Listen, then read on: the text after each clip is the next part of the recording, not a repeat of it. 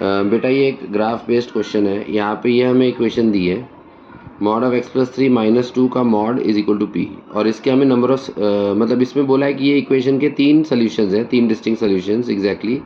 तो बताना है कि पी की वैल्यू क्या होगी।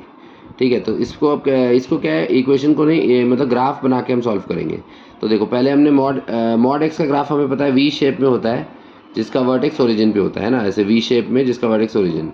तो जब मॉड के अंदर एक्स प्लस 3 है, इसका मतलब वही ग्राफ अब 3 यूनिट लेफ्ट शिफ्ट हो जाएगा। ठीक है, तो ये जो ग्राफ बनाया मैंने डॉटेड में, तो ये जो ग्राफ है ये मॉड ऑफ एक्स प्लस 3 है। ठीक है, अब इसमें 2 माइनस किया, तो अगर 2 माइनस करते हैं तो ये ग्राफ 2 यूनिट नीचे चले जाता है। तो 2 यूनिट नीचे चला गया तो इस तरह से आ गया। समझ में आया? ये वाला जो ग्राफ है ये mod of x plus 3 minus 2 है, और अब इस पे लगा दिया मॉड बाहर, क्योंकि बाहर फिर मॉड लगाया हुआ है। तो जब बाहर मॉड लगा देते हैं बेटा, तो नीचे का जो जितना भी पार्ट ग्राफ का एक्स एक्सिस के नीचे जा रहा है वो ऊपर हो जाता है। जितना भी पार्ट ग्राफ का एक्सिस के नीचे जा रहा है वो ऊपर हो जाता है। ये जो पार्ट था ये वाला, ये ऊपर होके ऐसे हो गया, और अब मैंने इसको डार्क कर दिया। तो मतलब ये जो डब्ल्यू शेप में ग्राफ आया है ये हमारा फाइनल ग्राफ है। ठीक है ना, जो ऊपर था उसको वैसे ही रखा, और जो नीचे का पार्ट था उसे इन्वर्ट करके ऊपर कर दिया। राइट, तो जब डब्ल्यू शेप में आया ये हमारा फाइनल ग्राफ है। अब एक इसका जो ये वाला पॉइंट है ये 2 है, मतलब क्योंकि देखो यहाँ पे -2 था तो इन्वर्ट करके यहाँ 2 पे आएगा। अब उन्होंने बोला है कि इक्वल टू पी ऐसे बोला है, और पी की वैल्यू बतानी है ताकि 3 डिस्टिंक्ट सोल्यूशन आए।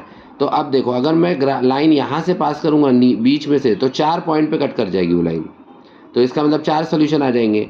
अगर मैं एक्स एक्सिस वो लाइन को मानूँ, मतलब पी को 0 मानूँ, तो फिर 2 बार कट करेगा, एक बार इधर एक बार इधर, तो 2 सोल्यूशन आएंगे। ठीक है, और ऐसे इस पॉइंट के अगर ऊपर से एक लाइन कांस्टेंट लाइन पास करूँ ऐसा, तो भी 2 पे कट करेगा। तो 3 के लिए हमें क्या चाहिए कि ये जहाँ पे ये पॉइंट है उसी के थ्रू एक लाइन बनाओ पैरेलल टू एक्स एक्सिस, मतलब ये लाइन होगी y is equal to P. ठीक है ना, तो अब इसमें 3 पॉइंट कट करें, एक पॉइंट यहाँ पे, एक पॉइंट यहाँ पे जो इसका टिप है, और एक पॉइंट यहाँ पे।